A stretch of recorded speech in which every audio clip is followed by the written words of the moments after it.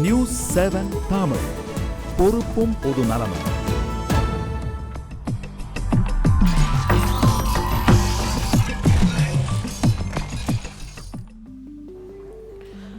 வணக்கம். இது RSTMT கம்பிகள் வழங்கும் கேள்வி நேரம். இந்த நிகழ்ச்சியின் மூலமாக மீண்டும் உங்களை சந்திப்பதில் மிக்க மகிழ்ச்சி. நான் செந்தில். மக்கள் சமூகம் சார்ந்து தினமும் ஒவ்வொரு மணி நேரம் பல்வேறு துறைகளை சார்ந்த வல்லுநர்களோடு கேள்வி நேரத்தில் விவாதத்தை நாம் நடத்தி வந்து கொண்டிருக்கின்றோம். அந்த வகையில் வெள்ளிக்கிழமை தோறும், வாரந்தோறும் வெள்ளிக்கிழமை மட்டும் ஒரு சிறப்பு விருந்தினரோடு, ஒரு முக்கிய ஆளுமையோடு மக்கள் நேரலையில், சமூக வலைத்தளங்களின் மூலமாக நேரலையாக, தொலைபேசியின் வாயிலாக தங்களுடைய கேள்வியை வைக்கக்கூடிய ஒரு சிறப்பு கேள்வி நேரத்தை தொகுத்து வழங்கி கொண்டிருக்கின்றோம். அந்த வகையில் இன்றைய இந்த வார சிறப்பு கேள்வி நேரத்தின் முக்கிய ஆளுமை யார், சிறப்பு விருந்தினர் யார் என்பதை ஒரு காணொளியின் வாயிலாக பார்க்கலாம். கடலூர் மாவட்டம் முதுநகரில் 1933ஆம் ஆண்டு பிறந்தவர். தனது 10 வயது முதல் தந்தை பெரியாரின் கொள்கைகளை மேடைகளில் பேசத் தொடங்கியவர். 12 வயதில் காரைக்குடியில் நடைபெற்ற ராமநாதபுரம் மாவட்டம் 1வது திராவிடர் கழக மாநாட்டில் உரையாற்றியவர். தனது 17வது வயது முடிவடைவதற்குள் 227 நிகழ்வுகளிலும் 16 மாநாடுகளிலும் கலந்து கொண்டுள்ளவர். 23 வயதில் முதுகலை வகுப்பினை முடித்து முதல் மாணவராக தேர்ச்சி பெற்று தங்கப்பதக்கம் பெற்றவர். 27வது வயதில் சட்டக்கல்வியை முடித்ததோடு தேசப்பட எரிப்பு போரிலும் ஈடுபட்டு பெரியாருடன் தடுப்பு காவல் சட்டப்படி கைதானவர். 29 வயதில் விடுதலை பத்திரிகையின் நிர்வாக ஆசிரியராக பொறுப்பேற்றவர். அதேபோல் 38வது வயதில் த மாடர்ன் ரேஷனலிஸ்ட் என்ற ஆங்கில மாத இதழின் ஆசிரியராகவும் பொறுப்பேற்றவர். இதில் சிறப்பு என்னவென்றால், விடுதலை பத்திரிகைக்கு இவர் ஆசிரியராக பொறுப்பேற்றதற்கு தந்தை பெரியார் அவர்கள் வரவேற்கிறேன் என்று விடுதலை பத்திரிகையிலேயே வெளியிட்டார். அது மட்டுமல்லாமல் ஜூன் மாதம் 6ஆம் தேதி 1964ஆம் ஆண்டு தந்தை பெரியார் விடுதலை தலையங்கத்தில் ஒப்படைத்து விட்டேன் என்ற தலைப்பில் இவரின் புக்தி கூர்மை பற்றியும் திறமையான செயல்பாடுகள் குறித்தும் விவரித்து எழுதினார்.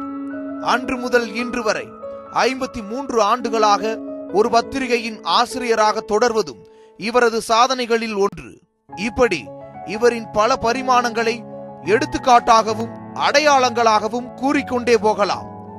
திராவிடர் கழகத்தின் பொதுச் செயலாளராக முழு நேரமும் கட்சி பொறுப்பை கவனிக்கும் விதத்தில் தந்தை பெரியாரால் நேரடியாக 1962ஆம் ஆண்டு நியமிக்கப்பட்டவர். அன்று முதல் இன்று வரை தன் பணியை செம்மனே செய்து வருபவர். பெரியாரின் நேரடி பார்வையில் கூர்மை பெற்றவரும் தற்போது ஆசிரியர் என்று அனைவராலும் அழைக்கக்கூடிய கி வீரமணி அவர்களோடுதான் இன்றைய கேள்வி நேரம்.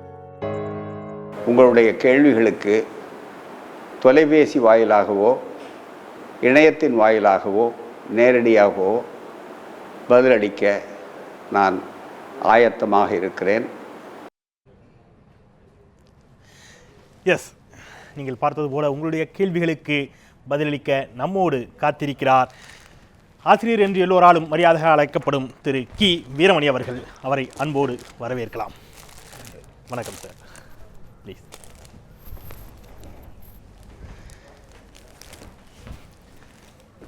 பொதுவாக நேர்காணல்கள், ஒன் டு ஒன் என்று சொல்வார்கள் ஆங்கிலத்தில், அந்த மாதிரியான நேர்காணல்கள் பங்கேற்றிருப்பீர்கள், அந்த அனுபவம் உண்டு. ஒருவேளை குழு விவாதங்களில் கூட நீங்கள் பங்கேற்றிருக்கலாம்.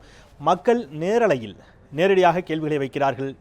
தொலைபேசியின் வாயிலாக நேரலையில் அன்எடிட்டடாக அப்படியே கேள்விகள் வர இருக்கின்றன. முகநூலிலும் ஏராளமான 100க்கும் மேற்பட்ட கேள்விகள் பதிவாகியிருக்கின்றன, தொடர்ந்து பதிவு செய்யப்பட்டு கொண்டே இருக்கிறது. எப்படி உணர்கிறீர்கள்? இது எனக்கு முதல் அனுபவம் அல்ல. ஏற்கனவே சில தொலைக்காட்சிகளில் அந்த அனுபவங்கள் இருக்கின்றன. இருந்தாலும் நல்ல தரமுள்ள செய்திகளையும் குறுகிய காலத்தில் மக்கள் மனதில் இடம்பெறக்கூடிய அளவிற்கு உள்ள ஒரு நல்ல தொலைக்காட்சியில் இப்படிப்பட்ட கேள்விகளுக்கு பதிலளிப்பது என்பது ஒரு சிறப்பான வாய்ப்பாக நான் கருதுகிறேன். அண்மை காலத்தில் நான் பொதுவாக தனியார் தொலைக்காட்சிகளுக்கு செல்வதில்லை நேரடியாக. இதுதான் முதல் முறையாக அந்த விதிக்கு விலக்காக உங்களிடம் வந்திருக்கு. மகிழ்ச்சி, எங்களுக்கும் அது மகிழ்ச்சி. உங்களுடைய விதியை விலக்கி எங்களுக்கு வந்ததை எங்களுடைய பெருமையாக கருதுகிறோம். நிகழ்ச்சிக்குள் பயணிக்கலாம். ஏராளமான நேர்கள் இருக்கிறார்கள். அதனால் எவ்வளவு விரைவாக சுருக்கமாக உங்கள் கேள்விகள் சொன்னீங்கன்னா நிறைய நேர்களுக்கு நம்ம வாய்ப்பு கொடுக்கலாம் அப்படிங்கிறத சொல்லி நம்ம போகலாம். முதலில் திருச்சியில் மிகப்பெரிய ஒரு ஆளுமை உங்களிடம் கேள்வியை கேட்க காத்திருக்கிறார். பார்க்கலாம். திருச்சி நேர்கள் இணைப்புக்கு வந்துட்டீங்க. உங்கள் பேரு, உங்களுடைய கேள்வி. வணக்கம் ஐயா, என் பேர் யாழினி. நான் திருச்சியிலிருந்து பேசுகிறேன். இன்று என்னை போன்ற பெண் குழந்தைகள் பாதுகாப்புக்காக எல்லா பள்ளிக்கூடங்களிலும் தற்காப்பு கலை சொல்லித்தரக்கூடாதாங்க ஐயா. அதற்கு அரசாங்கம் நடவடிக்கை எடுக்கக்கூடாதாங்க ஐயா. அதை பற்றி உங்களோட கருத்துக்கள் என்னங்க ஐயா? அதாவது ரொம்ப அற்புதமான ஒரு செய்தி. அதுவும் உங்களை போன்ற பெஞ்சுகள், இளைய தலைமுறை இப்படிப்பட்ட சிந்தனைக்கு ஆளாவது ரொம்ப மகிழ்ச்சிக்குரியதாகவும் நம்பிக்கைக்குரியதாகவும் இருக்கிறது. குறிப்பாக சொல்ல வேண்டுமானால் கராத்தே, டேக்வாண்டோ போன்றவைகளை எல்லாம் எல்லா பள்ளிக்கூடங்களும் நடத்த வேண்டும் என்பதற்கு உதாரணமாக நாங்கள் பெரியார் நிறுவனங்கள் நடத்தக்கூடிய அத்தனையிலும் எங்களுடைய பிள்ளைகள் பரிசும் வாங்குகிறார்கள். பல்கலைக்கழகம் வரையில், சாதாரண பள்ளிக்கூடத்தில் இருந்து பல்கலைக்கழகம் வரையில் இந்த பயிற்சிகள் இருக்கின்றன. எனவே நீங்களும் அதில் சேர்ந்து ரொம்ப மகிழ்ச்சியாக அந்த பயிற்சியை பெறலாம். இதுக்கு எந்த தடையும் இல்லை. உங்களுக்கு ரொம்ப என்னுடைய அன்பான வரவேற்பு. அவர்களுடைய கோரிக்கைங்கிறது அரசு இதை செய்ய வேண்டும் எல்லா பள்ளிகளிலும் அப்படிங்கிறத பற்றி அதை நாங்கள் வலியுறுத்தி போட்டுக்கொண்டு நன்றி. நாம அடுத்தது போகலாம். சென்னைக்கு போகலாம். சென்னை நேயர்கள் இணைப்புக்கு வந்துட்டீங்க. சென்னையிலிருந்து விரைவாக உங்களுடைய பெயர், உங்களுடைய கேள்வி. ஐயா வணக்கம். ஐயா வணக்கம். வேசர்பாடியிலேருந்து எட்வின் பேசுகிறேன். நீங்கள் சமீபத்தில் ஒரு தொலைக்காட்சியில் பேட்டி வழங்குறப்ப தமிழ் தேசிய வியாதிகள் என்று குறிப்பிட்டிருந்தீங்க. தமிழ் மொழியும் தமிழர்களும் வளரணும்னு நினைக்கிற தமிழ் தேசிய வியாதி என்ன? 50 வருடமாக தமிழர்களை திராவிட கட்சிகள் ஆட்சி செய்து ஜாதி மத குடி போதையில் அடிமையாக்கி இருக்கிற இந்த தலைமைகளுக்கு முன்னாள் முதல்வர்கள் ஜெயலலிதாவுக்கு நன்றி. உங்களுடைய கேள்விக்கு நன்றி. அதுதான் அவருடைய கேள்விங்கிறது. ஜெயலலிதா, கருணாநிதி இரண்டு பேருக்கும் மாறி மாறி வாக்களித்தவர்கள் தமிழர்கள். நீங்கள் தமிழ் வளரணும், தமிழ் தேசியம் நிலைக்கணும்னு நினைக்கக்கூடியவர்களை வியாதிகள் என்று குறிப்பிடுகிறீர்கள் என்று சொன்னால் இவர்கள் வியாதிகள் இல்லையா? தட் மீன்ஸ் திராவிடம் என்பது வியாதி இல்லையான்னு கேட்கிறார். தமிழ் தேசிய வியாதிகள் என்று குறிப்பிடுவதை உடம்புல இருந்து தான் வியாதியே வருது. அதில் ஒன்றும் சந்தேகமே இல்லை. அதுக்காக உடம்பை யாரையும் தள்ளிட முடியாது. வியாதியை குணப்படுத்துறது தான். வியாதிங்கிறது வெறுக்க தகுந்தது, உடல் நலம்ங்கிறது பாதுகாக்க தகுந்தது. எனவே பொதுவாகவே இது தேவையில்லாமல் சில பேர் தங்களை விளம்பரப்படுத்தி கொள்ள அல்லது தாங்கள் புரிந்து கொள்ளாமல் இருப்பதற்காக செய்கிற காரணத்தால் அது வியாதி என்று மக்களுக்கு புரியக்கூடிய அளவிற்கு எடுத்து சொல்லணும். அவ்வளோதானே தவிர அதில் யாரையும் சங்கடப்படுத்தவில்லை. அதுக்குரிய மருத்துவத்தை நாங்கள் செய்து கொண்டிருக்கோம். தமிழ் தேசியத்திற்கு எதிரானவர்கள் அல்ல நீங்கள் அப்படிங்கிறத. திராவிட தேசியத்துவம் என்பதே தமிழ் தேசியத்தை உள்ளடக்கியது தான். தமிழ் தேசியம்னு ஒன்று தனியாக கிடையாது. பூராமே தமிழ் இன உணர்வாளர்கள். அதில் சிலது கோளாறாக போய் புரிஞ்சிக்காமல் இருக்கிறதுனால அந்த வியாதின்னு சொல்கிறோம். அந்த வியாதிக்கு மருந்து வச்சுருக்கிறோம், தேவைப்படும் போது கொடுப்போம். நல்லது. நம்ம நெல்லைக்கு போகலாம். நெல்லை நேயர்கள் இணைப்புக்கு வந்துட்டீங்க. விரைந்து உங்களுடைய பெயர், உங்களுடைய கேள்வி. நெல்லையிலிருந்து.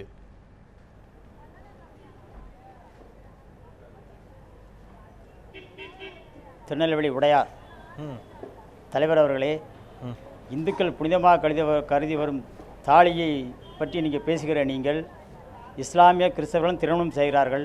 அதை பற்றி பேசாமல் இருப்பதன் காரணம் என்ன?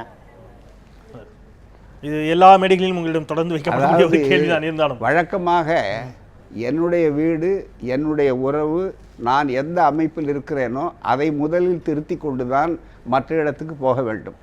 எங்கே எனக்கு தொந்தரவும் வியாதியும் இருக்கிறதோ அதை நான் தெளிவாக செல்லுகிறேன்.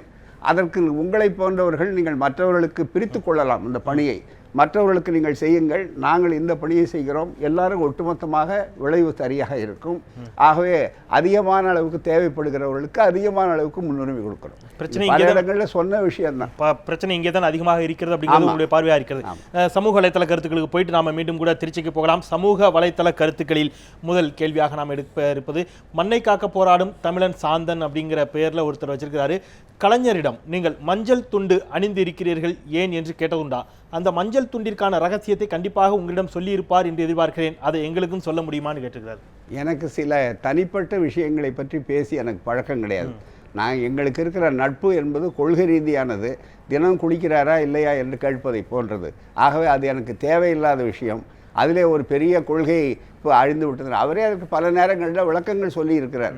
அந்த விளக்கங்கள் மக்களுக்கு தேவையாக இருக்குது. அதனால் எனக்கு அதை பற்றி கவலையும் இல்லை. எனக்கு மானமிகு சுயமரியாதைக்காரராக அவர் கடைசி வரை இருக்கிறாரா என்பதுதான் கவலை. அதிலே இருந்து ஏதாவது மாறுபட்டிருந்தால் அப்போது நான் அதை பற்றி கேட்பேன். எங்களுக்கு இருக்கிற நட்பு என்பது தனிப்பட்ட முறையிலே விமர்சனங்கள் செய்வது அல்ல.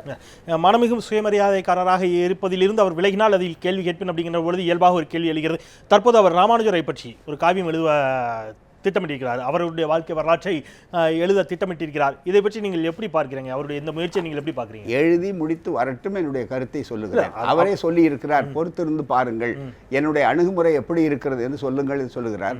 ஒருத்தருக்கு கருத்துரிமை உண்டு. அந்த கருத்துரிமையை தடுப்பதற்கு எங்களுக்கு உரிமை இல்லை. அதிலே ஏதாவது கொள்கை முரண்பாடு இருந்தால் நிச்சயம் சுட்டி காட்டுவதற்கு நாங்கள் தயாராக இருப்போம்.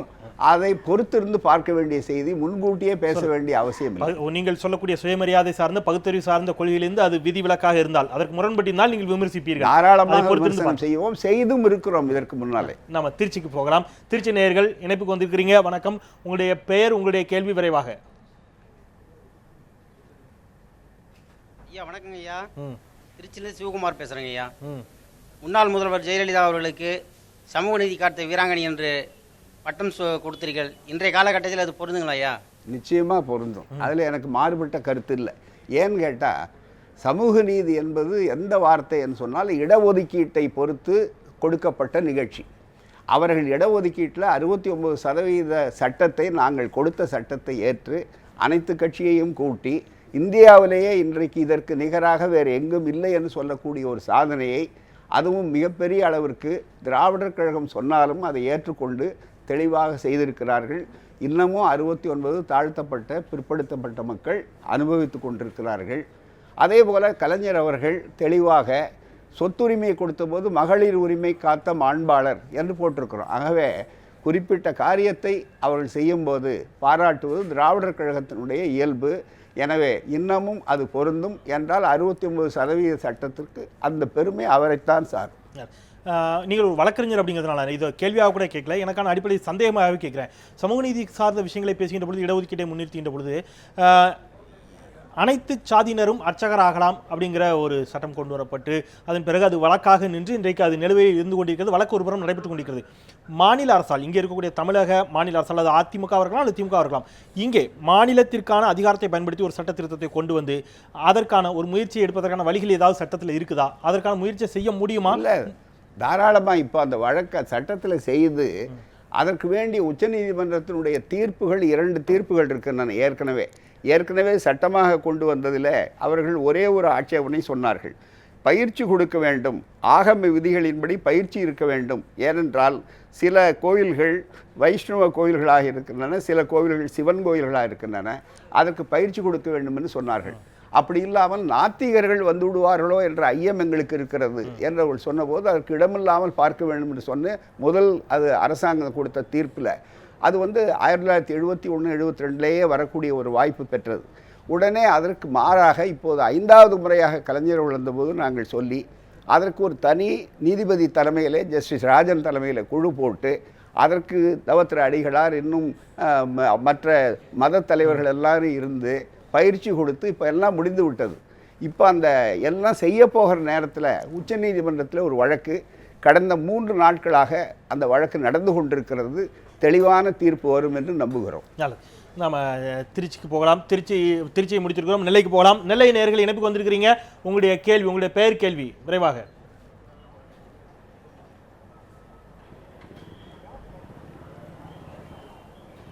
ஐயா, திருநெல்வேலியிலேருந்து ராஜா பேசுகிறேன்.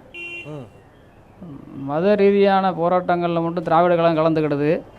இதே தமிழ் மக்களுக்குள்ளான பிரச்சனைக்கு ஏன் நீங்கள் கலந்துக்கிட மாட்டேங்கிங்க?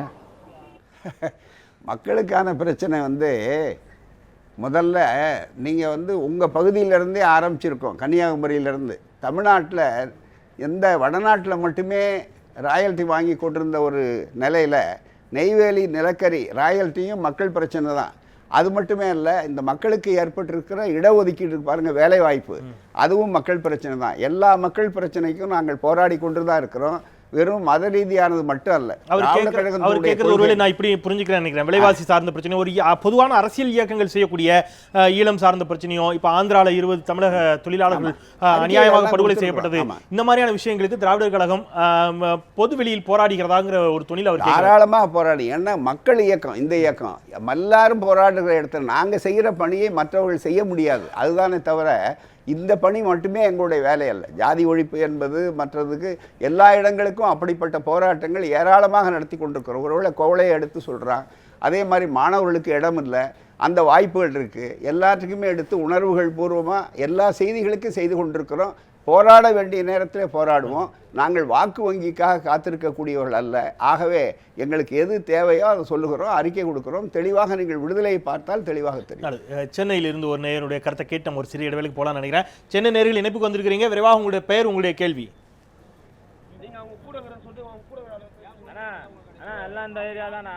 புரியுதா? நல்லது. நம்ம மீண்டும் கூட பேசலாம். ஒரு சிறிய இடைவெளிக்கு பிறகு சென்னை நேயர்களுக்கு போகலாம். சென்னை நேயர்கள் கேள்விகளை பெறுவதில் ஒரு சிறிய தடங்கள் ஏற்பட்டிருக்கிறது. ஒரு சிறிய இடைவெளிக்கு பிறகு போகலாம். தொடர்ந்து முகநூலிலும் ஏராளமான கேள்விகள் பதிவு செய்யப்பட்டு கொண்டே இருக்கின்றன. உங்கள் அத்தனை பேரின் கேள்விகளுக்கும் நிச்சயம் விடை தேடப்படும். நம்பிக்கையோடு தொடர்ந்து பாருங்கள். ஒரு சிறிய இடைவெளிக்கு பிறகு பேசலாம்.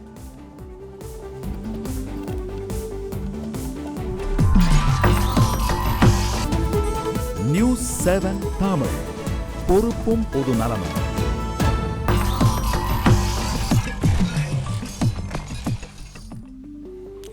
சிறிய விளம்பர இடைவெளிக்கு பிறகு மீண்டும் RSTMT கம்பிகள் வழங்கும் கேள்வி நேரம் நிகழ்ச்சிக்கு உங்களை மிகுந்த அன்போடு வரவேற்கின்றேன். இது ஒரு சிறப்பு கேள்வி நேரம். மக்கள் நேரலையிலும் சமூக வலைத்தளங்களின் மூலமாகவும் தொலைபேசி மூலமாகவும் தங்களுடைய கேள்விகளை கேட்டுக்கொண்டிருக்கின்றார்கள்.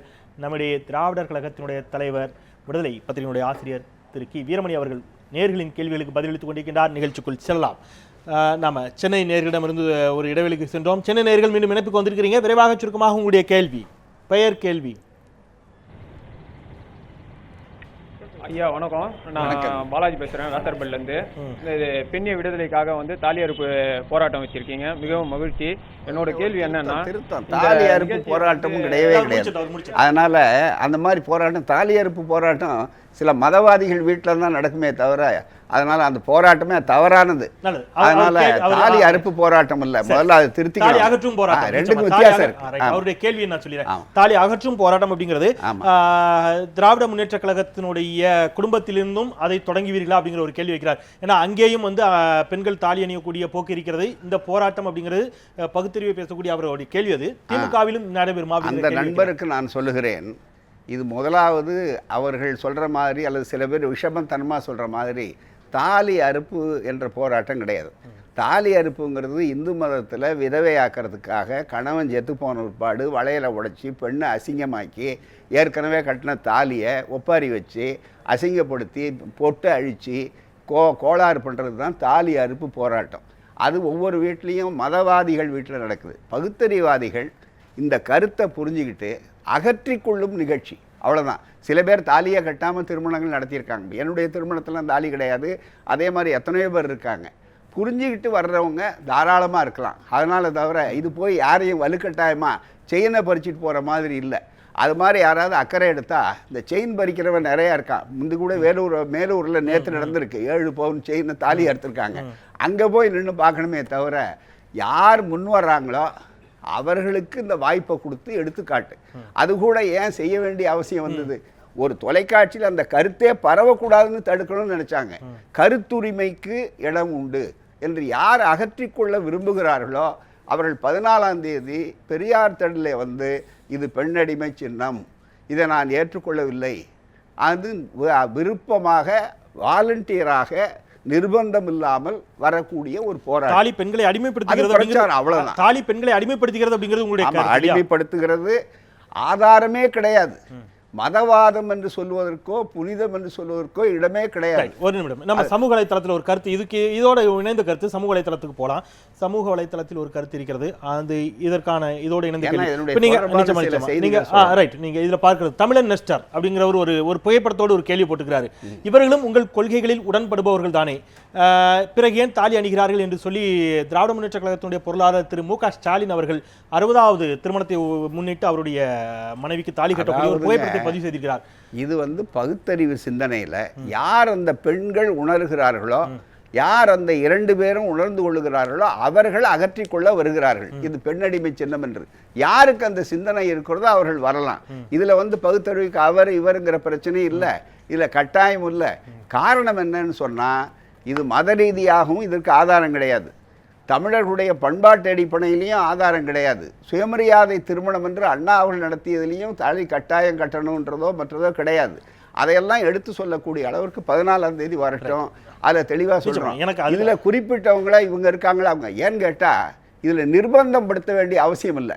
கட்டாயப்படுத்தினா இந்த அவசியம் வரும், கட்டாயப்படுத்துறதே இல்லைங்களே.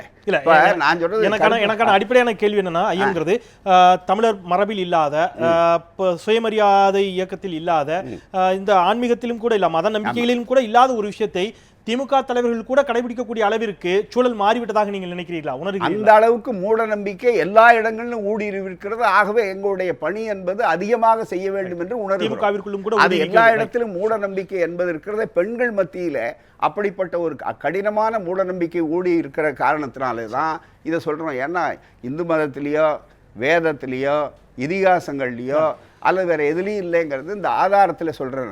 நான் வேணும்னா இந்த ஆதாரத்தை மற்றவர்களுக்கும் புரிந்து கொள்றதுக்காக நான் உங்களுக்கு சொல்றது. அது என்ன புத்தகம் ஐயா? இது சடங்குகளின் பெரியார் எழுதின புத்தகம் இல்லை, இது சடங்குகளின் கதை. இந்த புத்தகத்தில் இது அக்னிஹோத்திரம் ராமானுஜ தாத்தாச்சாரியார். இவர் யாருன்னு சொன்னா, இதுக்கு மேலே இந்த புத்தகத்தை பற்றி போடும்போது அவருக்கு இருந்த சிறப்பு, 100 வயதுக்கு மேலே இருந்தவர். இவர் இந்து மதத்துக்கு ஒரு அத்தாரிட்டி, வைஷ்ணவர்கள் மற்ற இதில் சுருதி ஸ்மிருதி இதிகாச புராண மீமாம்சத்வாய சூத்திர விசாதர வேதார்த்த ரத்னாகர வேதவாசஸ்பதி மகா உபாத்தியாய மகாமகா உபாத்தியாய அக்னிஹோத்திரம் தாத்தாச்சாரியார்.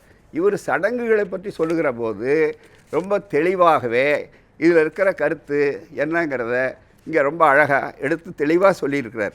இதில் என்ன சொல்லியிருக்காருன்னு சொன்னால், தாலிங்கிறது இருக்க இந்த மந்திரம் சொல்லி எல்லோரும் போடுறாங்க, இந்த மந்திரத்தை எங்கேயும் பயன்படுத்த முடியாது கல்யாணம்னா சொன்ன அப்படின்னு சொல்கிறதுக்கு அடையாளம் இங்கே சொல்கிறார் பாருங்கள். ரொம்ப மிக முக்கியமாக இந்த பகுதியை நான் எடுத்து காட்டுறேன்.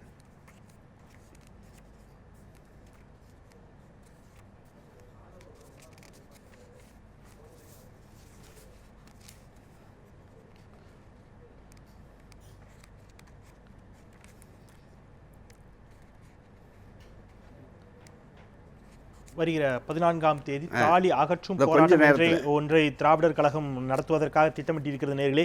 அது தொடர்பான ஒரு கேள்வி இங்கே முன்வைக்கப்பட்டிருக்கிறது. ஒரு நேயர் ஒரு கேள்வியை நேரலில்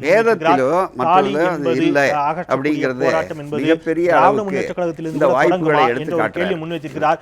தாலி என்பது தமிழர்களுடைய பண்பாட்டிலும் அடையாளத்திலும் இல்லை, மரபில் இல்லை என்பதற்கான ஆதாரங்கள் என்னும் இருக்கிறது என்று திரு கி வீரமணி அவர்கள் அதற்கான ஆதாரத்தை இங்கே கொடுப்பதற்கான ஒரு முயற்சியில் ஈடுபட்டுக் கொண்டிருக்கின்றார். அவர்கள் திரு கி வீரமணி அவர்கள் நிச்சயமாக அந்த ஆதாரத்தை அடுத்த கேள்விக்கு போலாம். நான் எடுத்து உங்களுடைய உதவியாளர்கள் மூலமாக அதை எடுத்து கூட நீங்க பதிவு பண்ணலாம். உங்களுக்கான வாய்ப்பை நான் நிச்சயமாக கொடுக்கிறேன். அதற்கு முன்பாக தொலைபேசி வாயிலாக ஒரு நேயர் இணைப்பில் காத்திருக்கிறார். அவருடைய கேள்வியை கேட்டுட்டு நம்ம அதற்கான விடையை தெரியலாம். வணக்கம். வர வர வர ஐயா வர ஒரு நிமிஷம் அவருடைய கேள்வியை பதிவு பண்ணிட்டு நீங்க அதை சொல்லலாம். அவருடைய கேள்விக்கு சேர்த்து சொல்லலாம். வணக்கம் ஐயா, இணைப்புக்கு வந்துட்டீங்க, சொல்லுங்க ஐயா. வணக்கங்க ஐயா. பெரியார் வைக்கத்துல போய் போராட்டம் பண்ணாரு, எல்லாம் அனைத்து சமூகத்தினரையும் உள்ள கோயிலுக்குள்ள விடணும்னு. சரி, அதை ஏங்க பெரியார் தமிழகத்துல பண்ணாரு? நன்றி, உங்களுடைய கேள்விக்கு நன்றி. சொல்லுங்க. இந்த தாலியை பற்றி சொல்லிட்டு அதுக்கப்புறம் அவருக்கான பதிலுக்கு போலாம். சொல்லுங்க. திருமணம் என்றாலே இவர் அக்னிஹோத்திரன் தாத்தாச்சாரியார் உடைய புத்தகத்திலிருந்து 41வது பக்கத்தில் படிக்கிறேன் பூராமே. திருமணம் என்றாலே நம் எல்லோரின் நினைவிற்கு வருவது அல்ல வர வைக்கப்பட்டிருப்பது மாங்கல்யம் தந்துனாமே மம ஜீவன ஹேதுனா கண்டிட்டே பத்மநாபி சுபகே சஞ்சீவ சனத சதம். டிவி, சினிமா, ரேடியோ, கீடியோ, அவர் எழுதுகிறார், ரேடியோ கீடியோ என எல்லாவற்றிலும் கல்யாணம் என்றாலே இந்த ஸ்லோகம்தான் ஒலிக்கிறது. இதை வைத்து தாலி கட்டுறான் என அடையாளப்படுத்துகிறார்கள். இந்த ஸ்லோகத்துக்கு வயது என்னவென்று பார்த்தால் வேத காலத்திலோ வேத மந்திரத்திலோ இந்த தாலி என்ற சடங்கே இல்லை. மாங்கல்ய தாரணம், அதாவது தாலி கட்டுவதற்கென்று வேதத்தில் மந்திரமே இல்லை, அது குறிப்பிடவே இல்லை. அதனால் இந்த ஸ்லோகம் நுழைக்கப்பட்டது, கட்டப்பட்டது சரி என்பதற்கு என்ன அர்த்தம்? இது மங்களசூத்திரம், நான் ஜீவித்திருப்பதற்கு ஏதுவானது, இதை உன் கழுத்தில் கட்டுகிறேன், சௌபாகியபாதி அன்று, பிறகு நடப்பது 100 வருடங்கள் பாணிக்கிரகணம், அவ்வளவுதானே தவிர இதுக்கு ஆதாரமே கிடையாது, இடையில் புகுந்தது என்று தெளிவாக சொல்லி. அதே மாதிரி நம்முடைய ஒவ்வொரு காலகட்டத்திலும் பண்பாடு சார்ந்து கலாச்சாரம் சார்ந்து ஒவ்வொரு காலகட்டத்திலும் சில நம்பிக்கைகள் பிற்பாடு மக்கள் சமூகத்தில் இணைந்து கொண்டே வந்து கொண்டிருக்கக்கூடிய ஒரு சூழலை பார்க்க முடிகிறது. எல்லா சடங்குகளும் அல்லது எல்லா நம்பிக்கைகளும் ஏதோ ஒரு காலத்தில் தான் தொடங்கியிருக்கும். ஒரு 100 வருடத்துக்கு முன்பு அல்லது ஒரு 200 வருடத்துக்கு முன்பு அல்லது ஒரு 500 வருடத்துக்கு முன்பு நீங்க மிக ஆதியில் இருந்த ஒரு நம்பிக்கை மட்டும்தான் நான் எடுத்துக்கொள்வேன், அந்த நம்பிக்கைக்கு மட்டும்தான் நான் மதிப்பளிப்பேன் என்று சொல்லக்கூடிய வாதம் என்பது எந்த அளவுக்கு சரியானதாக இருக்கும்? ஐயோ நம்ம மதத்தினுடைய புனிதம் கெட்டு போகுதுன்னு சொல்றாரு பாருங்க, அந்த மாதிரி இல்லைங்கிறதுக்கு மதவாதிகளே சொல்லி இருக்கிறாங்க ஆதாரம் சொல்றேன். இருந்தாலும் இன்றைக்கு ஒப்புக்கொள்ளாத விஷயமாக இருந்தால் அது புதிதாக புகுந்ததா பழசாக இருந்ததா என்பது பற்றி எங்களுக்கு நம்ம நெல்லை நேயர்களுக்கு போலாம். நெல்லை நேயர்கள் இணைப்புக்கு வந்திருக்கிறீங்க. வணக்கம், உங்களுடைய பெயர், உங்களுடைய கேள்வி நெல்லையில் இருந்து விரைவாக. நெல்லை நேயர்கள்.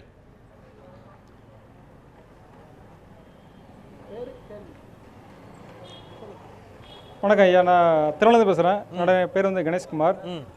ஐயா, அது மத்திய அரசில் வந்து பார்த்தீங்கன்னா இப்போ மத்திய அரசு ஆட்சி புரிஞ்சிட்டு இருக்காங்க. இதில் வந்து எல்லா மதத்தையும் ஒருங்கிணைஞ்சு அவங்க ஆட்சி புரியுறாங்களா? இதோட உங்களுக்கு கருத்து என்ன? இதுபோல் வந்து இந்தியாங்கிறது வந்து எல்லா மதங்களும் ஒருங்கிணைஞ்சது தான் இந்தியாங்கிறது. அது இந்து, கிறிஸ்துவம், முஸ்லீம் எல்லா மதம் இதுக்கு வந்து எல்லா மதத்தில் கலந்துருக்குறாங்க. ஆனால் மத ரீதியாக வந்து எல்லா பிரிவினை வந்து ஒரு மத பிரிவில் வந்து கொண்டு இருக்கிறாங்க. அது என்ன சொல்லுன்னா மத பிரிவில் வந்து ஒரு கட்சி ரீதியாகவோ ஒரு அமைப்பு ரீதியாகவோ கொண்டு இருக்கிறாங்க. இது வந்து சரி கிடையாது. இது உங்களோட கருத்து என்ன? அவரே சரி கிடையாதுன்னு சொல்லிட்டே உங்களுடைய கருத்தையும் கேட்குறாரு. நீங்கள் நிச்சயமாக மறுக்கவும் போகிறதில்லைன்னு நினைக்கிறேன். ஐ திங்க் நம்ம அடுத்த கேள்வி சரியா நீங்கள் சொன்ன அது அவர் என்ன சொல்கிறாருன்னா, இந்தியா வந்து இப்போ எல்லா மதத்தினருக்கும் இணக்கமான நாடாக இருக்கிறதா, எப்படி பார்க்குறீங்க அப்படின்னு கேட்குறாரு. பன்மதங்கள், பல மொழிகள், பல கலாச்சாரங்கள் இருக்கக்கூடிய நாடாக இருப்பது தான் இந்தியா. அதனால் தான் அது மதச்சார்பற்ற நாடு என்று அரசியல் சட்டத்திலேயே ஒரு சோசியலிச சமூகம் என்று முகவுரையில் எழுதப்பட்டிருக்கிறது. ஆனால் அதிலே என் மதம்தான் ஆள வேண்டும், என் மொழி மட்டுமே இருக்க வேண்டும் என்று சொல்லுகிற போக்கு இருக்கிறத, அதுதான் இப்போது மிகப்பெரிய சங்கடத்தை நாட்டிற்கு உருவாக்கி கொடுத்து கொண்டிருக்கு. நம்ம இன்னும் சில நேர்கள் தொலைபேசி வாயிலாக காத்திருக்கிறார்கள். திருச்சியிலும் சென்னையிலும் நேர்கள் காத்திருக்கிறார்கள். முன்னதாக ஒரு தொலைபேசி வாயிலாக ஒரு கேள்வி முன்வைக்கப்பட்டது. வைக்கத்திற்கு சென்று ஆலய நுழைவு போராட்டம் இதெல்லாம் நடத்தி இல்ல, ஆலய நுழைவு போராட்டம் இல்ல, மன்னிக்கணும், அது தெருவில் நடக்கிறது. அது அப்படித்தான் இன்றைக்கு வரைக்கும் கட்டுப்படுத்தப்பட வேண்டிய கருத்து. அந்த போராட்டத்தை நடத்தியவர் பெரியார் தமிழகத்தில் அந்த மாதிரியான போராட்டங்களை நடத்தியிருக்கிறாரா, ஏன் நடத்தலைங்கிற மாதிரி ஒரு கேள்வி முன் வச்சிருக்கிறார். தமிழகத்தில் தாராளமாக அதைவிட அதிகமாக கூட நடத்தி இருக்கிறார். பல பேருக்கு தெரியாது பூராமே. இன்னும் கேட்டால் கோயிலில் முதலாவதா மிகப்பெரிய அளவுக்கு ஈரோட்டில் முதல்ல அர்ச்சகர்கள் மற்றவர்கள் என்று சொல்லி உள்ளே போகணும்னு ஆதி திராவிடர் உள்ளே போன உடனே எம்எல்ஏவாக இருந்தார் ஈஸ்வரன், அவரே வச்சு கதவை பூட்டிட்டாங்க. அதுக்கு வழக்கு நடத்தி மற்றதெல்லாம் நடத்துகிறதே கோயிலுக்குள்ளேயே. இங்கே தெருக்களில் நடக்கிற பிரச்சனையே கிடையாது, கோயிலுக்குள்ளே நடத்தியே தந்தை பெரியார் அவர்கள் தான். அதே மாதிரி அங்கே மிகப்பெரிய அளவுக்கு தானுலிங்கம் என்று சொல்லக்கூடிய தானு அம்மாள் அயன் இருக்கக்கூடிய ஊர் இருக்கிறது, உங்களுக்கு தெரியும், கன்னியாகுமரி மாவட்டம். அதற்கும் அங்கே நடத்தினது தந்தை பெரியார் அவர்கள் தான். தமிழ்நாட்டில் ஏராளமான அளவிற்கு தெளிவாக வந்திருக்கிறது. அனைத்து சாதியினரும் அர்ச்சகராக வேண்டும் என்று சொல்வதே எல்லோருக்கும் சம வாய்ப்பு வருவது என்ற அடித்தளத்திலேயே வேரை வெட்டுகின்ற செய்தி அது. நல்லது, நம்ம திருச்சி நேயர்களுக்கு போகலாம். நீண்ட நேரமாக இணைப்பில் காத்துக் கொண்டிருக்கிறார்கள். திருச்சியிலிருந்தும் சென்னையிலிருந்தும். திருச்சி நேயர்கள் இணைப்புக்கு வந்திருக்கிறீங்க. உங்களுடைய பெயர், கேள்வி விரைவாக. வணக்கம் ஐயா, நான் திருச்சியிலிருந்து அம்பிகா கணேசன் பேசுகிறேன். வருகின்ற 14ஆம் தேதி தாலி அகற்றும் நிகழ்ச்சிக்கு ஏற்பாடு செய்திருக்கீங்க. தாலி என்பது பெண்களுக்கு ஒரு அடிமை சின்னம்னு சொல்லி நம்ம தந்தை பெரியார் சொல்லியிருக்காங்க. ஆனா அதையே இந்து மதம் என்ன சொல்றாங்கன்னாக்கா, பெண்களுக்கு தாலி தான் ஒரு புனிதமானதுன்னு சொல்லியிருக்காங்க. பெண்ணு கல்யாணம் ஆயிடுச்சுனாக்கா அதோட அடையாள சின்னம்ங்கிறது தாலி தான் இருக்காங்க. அப்படின்னாக்கா ஆண்களுக்கு கல்யாணம் ஆயிடுச்சுங்கிறதுக்கு என்ன அடையாளம் இருக்குங்க ஐயா? சரியான கேள்வி கேட்டீங்கம்மா. நல்லது, நன்றி. அந்த கேள்விக்கான விடை ஏற்கனவே நீங்க கொடுத்திருந்தீங்க. நம்ம சென்னை பெரியார் அவர்களே சில திருமணத்துல இடமேலையூர்னு ஒரு ஊர்ல மணமகனுக்கு சேர்த்து தாலி கட்டுங்கன்னு சொல்லி உடனே கட்டியிருக்காங்க. மணமகனுக்கும் தாலி கட்ட வைத்து கட்டியிருந்தா அப்படியும் சில நடந்திருக்கு. நல்ல சென்னை நேர்களுக்கு போகலாம். சென்னையிலிருந்து நேர்கள் இணைப்புக்கு வந்திருக்கிறீங்க. மிக விரைவாக சென்னை நேர்கள் உங்கள் பெயர் கேள்வி. வணக்கம் ஐயா, என் பேர் பிரபாகரன், சென்னையிலேருந்து பேசுகிறேன். என்னுடைய கேள்வி, பண்டைய தமிழர் மரபினர் ஆரிய கலப்பிற்கு முன்பாக வழிபாட்டு முறை என்பது முன்னோர் வழிபாடு, முன்னோர் வழிபாடு, நடுகள் மரபின், அது உங்களுக்கே தெரியும். அப்படி இருக்கும்போது தமிழர் வழிபாட்டு முறையில் ஆரியம் வந்து கலக்குது. இந்த ஆரியத்தை எதிர்க்க உங்களுடைய திராவிட சித்தாந்தம் எதிர்த்தது. இந்த திராவிட சித்தாந்தம் வந்து ஆரியத்தை வீழ்த்தியதோ இல்லையோ தமிழருடைய வழிபாட்டு முறையை முற்றிலும் அழித்தது. உங்களுடைய நோக்கம் அவர் கேட்கறது அப்படிங்கிறது வழிபாட்டை எதிர்க்கிறேன் அப்படிங்கிற பெயர்ல நீங்கள் ஆரியத்தை எதிர்த்தீர்கள், இல்லை என்று சொல்லவில்லை. ஆனால் அதோடு இணைந்து தமிழர்களுடைய பண்பாடான பாரம்பரியமான நடுகள் வழிபாடு, மூத்தோர் வழிபாடு, இது போன்ற வழிபாட்டு முறைகளும் முற்றிலுமாக ஒழிக்கப்பட்டு விட்டதே, இது ஏற்புடையதாங்கிற ஒரு கேள்வி வைக்கிறார். வேதம் அகற்றப்பட வேண்டும், அதுதான் மிக முக்கியமானது. வழிபாட்டு முறையிலே மாற்றங்கள் ஏற்பட வேண்டும் என்பது அல்ல முக்கியம். வேதங்கள் அகற்றப்பட வேண்டும் பகுத்தறிவு அடிப்படையில். அதிலே ஒரு மனிதன் உயர்ந்தவன், ஒரு மனிதன் உள்ளே போகக்கூடிய என்பது மாற்றப்பட்டிருக்கிறது. நண்பர் சொல்லியதிலே வெற்றி பெற்றிருக்கிறோம். அந்த தேவையான போது அந்த காரியங்களை செய்வதற்கு தயாராக இருக்கும். நல்லது, ஒரு சிறிய இடைவெளிக்கு போகலாம். இடைவெளிக்கு முன்பாக ஒரு கேள்வியை கேட்டுட்டு இடைவெளிக்கு போயிடுறேன். இடைவெளிக்கு பிறகு அந்த பதிலை பார்க்கலாம். சமூக வலைத்தளத்தில் ஒரு கேள்வி பதிவு செய்யப்பட்டிருக்கிறது. நீங்கள் அதை யோசிச்சு வைங்க. அந்த கேள்விக்கான பதிலை நம்ம ஒரு இடைவெளிக்கு போயிட்டு வந்து பார்க்கலாம்னு நினைக்கிறேன். சமூக வலைத்தளத்தை ஒரு கேள்வி, திராவிடர் கழகத்தின் சொத்து மதிப்பு எத்தனை கோடி? பரிதி தமிழ் கேட்டிருக்கிறாரு. திராவிடர் கழகத்தின் சொத்து மதிப்பு என்னங்கிறத யோசித்து வைங்கள். ஒரு சிறிய இடைவெளிக்கு பிறகு திராவிடர் கழகத்தின் சொத்து மதிப்பு எவ்வளவு? பெரியார் திடல் விலாசத்தில் ஃபைனான்ஸ் கம்பெனி நடத்துவது சரியா? இன்னும் பல பல பல கேள்விகள் தொடர்ந்து வந்து கொண்டே இருக்கின்றன. ஒரு சிறிய இடைவெளிக்கு பிறகு கேள்விகளோடு தொடரலாம். காத்திருங்கள், உங்கள் கேள்விகளுக்கும் நிச்சயம் வாய்ப்பு இருக்கிறது. ஒரு சிறிய இடைவெளிக்கு பிறகு.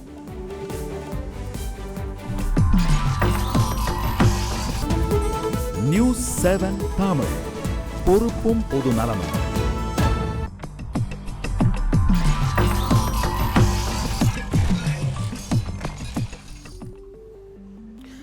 சிறிய விளம்பர இடைவெளிக்கு பிறகு மீண்டும் RSTMT கம்பிகள் வழங்கும் கேள்வி நேரம் நிகழ்ச்சிக்கு உங்களை மிகுந்த அன்போடு வரவேற்கின்றேன். திராவிடர் கழகத்தினுடைய தலைவர் ஆசிரியர் திரு கி. வீரமணி அவர்கள் நேர்களின் கேள்விகளுக்கு பதிலளித்துக் கொண்டிருக்கின்றார். ஏராளமான கேள்விகள் வந்து கொண்டே இருக்கின்றன.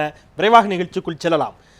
நெல்லை நேர்கள், இது நம்மளுடைய சமூக வலைத்தள கருத்துக்களை ஒரு கேள்வி வச்சிருந்தேன். அந்த கேள்விக்கான பதிலை யோசிச்சுட்டே இருங்க. நான் நம்ம நேர்களுக்கு போயிட்டு கூட நான் மீண்டும் கேட்ட கேள்வி பதில் சொல்லிடுறீங்களா? சரி, திராவிடத்தினுடைய சொத்து மதிப்பு சொல்லுங்க. 2 வகையான சொத்து இருக்கு திராவிட கழகத்தில், நிறைய இருக்கு. ஒன்று அசையா சொத்து, இன்னொன்று அசையும் சொத்து. அசையா சொத்து என்பது அதனுடைய மாற்றப்பட முடியாத தந்தை பெரியார் தந்த லட்சியங்கள். அது அசையாத சொத்து, யாருக்காகவும் அசையாது. அசையும் சொத்துக்கள் அதை செயல்படுவதற்காக உயிரையும் கொடுக்குவதற்கு தயாராக இருக்கக்கூடிய தொண்டர்கள். இதை முதல் இது கோடிகள், பல கோடிகளுக்கு மேலே இருக்கும். ஆனால் எந்த கோடியில் யார் இருக்கிறார் என்று கேட்டாலும் அவர்களுக்கு இதுதான் பதில். ஒன்று. இரண்டாவது, பெரியார் திடல்ல அது ஒரு பொது இடத்துல பல பேர் வாடகைக்கு கம்பெனிகள் இருக்கின்றன. அதிலே ஃபைனான்ஸ் கம்பெனியும் இருக்கிறது. அவ்வளவுதான். அவர்கள் உங்கள் குடும்பத்தை சார்ந்தவர்கள் அல்ல, அது தனிப்பட்ட முறையில் மற்றவர்களாக இருக்கலாம். அதனால் வாடகைக்கு அது செப்பரேட் கம்பெனி. அதில் யார் வாடகைக்கு இருக்காங்க அவ்வளோதானே தவிர அதுக்கும் இயக்கத்துக்கு அதுக்கு சம்பந்தம் இல்லை. அது ஒரு வணிக பார்வையோடு மட்டுமே பாருங்கள், அதை இதோடு இணைக்க வேண்டாம். நீங்கள் நாளைக்கு வாடகைக்கு வந்தால் கூட உங்களுக்கும் இடம் கொடுப்பாங்க. சரி, நல்லது, நம்ம போகலாம், நேரலைக்கு செல்லலாம். நெல்லை நேர்கள் இணைப்புக்கு வந்திருக்கிறீங்க. வணக்கம், உங்களுடைய பெயர், கேள்வி, நெல்லையிலிருந்து விரைவாக.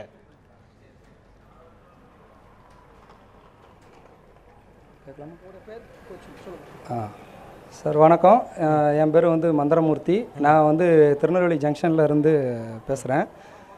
எனக்கு உங்கள்கிட்ட இருக்கிற கேள்வியில் என்ன அப்படின்னா, நீங்கள் இந்த மாட்டுக்கறி விருந்து நாங்கள் இதில் இந்த ஃபங்க்ஷனில் பண்ணுறோம் அப்படின்னு நீங்கள் சொல்லியிருந்தீங்க. அப்படி சொல்லும்போது இந்த மாட்டுக்கறி அப்படிங்கிறது ஒரு பிராணியை நீங்கள் வதச்சி, அதாவது மனிதனுக்கு ரொம்ப முக்கியமான விலங்குகளை பசுவும் ஒன்று, பசு, மாடு, இது எல்லாமே ரொம்ப முக்கியமான ஒரு விலங்கு. அதை நீங்கள் வதச்சி அதை சாப்பிட்ற இதை ஒரு ஃபங்க்ஷன் மாதிரி வச்சு இதை ஒரு மத ரீதியில் உள்ள எங்களுக்கும் நீங்கள் மனசை புண்படுத்துதீங்க. அதாவது ஒரு பகுத்தறிவாதி அப்படிங்கிறவங்க பிற உயிரினத்துக்கிட்டையும் நேசமாக இருக்கணும். நீங்கள் ஒரு உயிரினத்தை நான் கொன்று உயிரை கொன்று அதற்கு புசிப்பதற்கு ஒரு விழாவா, அதற்கு ஒரு நிகழ்ச்சியாக ஒரு கேள்வி. தயிர் சாப்பிடுவார் அவரு? தயிர் சாப்பிடுற பழக்கம் உண்டா உங்களுக்கு? தயிர் சாப்பிடுற பழக்கம் உண்டா? காய்கறிக்கும் உயிர் உண்டாச்சே. காய்கறி, கீரைத்தண்டிலிருந்து காய்கறிக்கும் உயிர் உண்டு. ஜெகதீஷ் சந்திர போஸ் இருக்கார். காய்கறிக்கு உயிர் இருக்கிறதோடு தான் காய்கறியை வெட்டுறமே, காய்கறியும் அப்போ வதை பண்ணுறமே. அதனால் காய்கறியை சாப்பிடாமல் இருக்கலாமா? தயிர் இருக்க, தயிரில் எல்லாமே கிருமிகள் தானே தயிராக மாற்றுது போகிறா, அதுவும் அவஸ்தைன்னு சொல்லலாமா? கொசுவெல்லாம் கட்டியிருக்காரா இல்லையா? அவர் கொசுவுக்கு மருந்து போடுறாரா இல்லையா? அதை கேளுங்க. கொசுவும் கடவுளால் உருவாக்கப்பட்ட ஜீவன் தானே, என்ன பண்ணுறாரு? நல்லது. பொதுவாக இதையெல்லாம் தாண்டி மனிதர்களும் கூட மிக மிக முக்கியமான ஒரு விலங்குகள் தான். பல நேரங்களில் மனிதர்களே வதைப்படுகிறார்கள் என்பதையும் நாம் மறுக்க இயலாது. பல காரணிகளால், இனம், மொழி, மதம், ஜாதி சார்ந்து நாம் சென்னைக்கு செல்லலாம். சென்னையிலிருந்து விரைவாக நேர்கள் இணைப்பு வந்திருக்கிறீங்க. உங்களுடைய பெயர், கேள்வி. ஐயா வணக்கம், எனது பேர் புஷ்பராஜுங்க. வியாசர்பாடியிலிருந்து பேசுகிறேன். இந்த திராவிட கொள்கை வந்து தமிழ்நாட்டை தாண்டி மற்ற மாநிலங்களுக்கு நீங்க ஏன் எடுத்து செல்லல? ஏற்கனவே இது பல மேடையில் கேட்கப்பட்ட கேள்விதான். அதுவும் பொதுவான ஒரு கேள்வியாகத்தான் வைக்க முடிகிறது. திராவிடம் என்பது தமிழகத்திற்கு மட்டுமே ஏன் பொருத்தி பார்க்கிறீர்கள் அப்படிங்கிற கேள்வி. பதில் சொல்லணும்னா நீங்க சுருக்கமா சொல்லலாம். தாராளமா. அதாவதுங்க, எங்கேருந்து உற்பத்தி ஆகிறதுங்கிறது முக்கியமல்ல, எல்லாருக்கும் பொருந்தக்கூடியது தான் மிக முக்கியமே தவிர வேற ஒன்றும் இல்லை. ஒரு மருந்து ஒரு இடத்துல இருந்து குறிப்பிட்ட ஒரு நாட்டிலேருந்து வருது, எல்லாரும் அதை பயன்படுத்துகிறாங்க. அது மாதிரி தானே தவிர இன்றைக்கு மகாராஷ்டிரா அரசாங்கம் இடஒதுக்கீடுன்னு ஆரம்பிக்கிறாங்க. டெல்லியில் மண்டல் கமிஷன் வந்தது, பெரியாருடைய கொள்கை தான் அங்கே போய் பரவி இருக்குன்னு அர்த்தம். சமூக நீதி கொள்கை அங்கே தெளிவாக ஆயிருக்குன்னு அர்த்தம். இன்றைக்கி தெலுங்கானாவில் 69% இடஒதுக்கீடு கேட்குறாங்கன்னு சொல்லக்கூடிய அளவுக்கு வந்திருக்கு. அதே மாதிரி மகாராஷ்டிராவில் பகுத்தறிவு இயக்கம் ரொம்ப தீவிரமாக ஈடுபாடு இருக்குது. அதனால் இந்த வாய்ப்புகள் வருது பாருங்க. 50,000 ரூபா கலப்பு திருமணம் பண்ணால், சாதி மறுப்பு திருமணம் பண்ணால் யூபியில் 50,000 ரூபான்னு சொல்லியிருக்கு. பெரியாருடைய கொள்கை பரவி இருக்கு. நம்ம தொலைபேசி நேர்கள் இணைப்பில் காத்துக் கொண்டிருக்கிறார்கள். வணக்கம், இணைப்புக்கு வந்துட்டீங்க. விரைவாக உங்கள் பெயர், கேள்வி.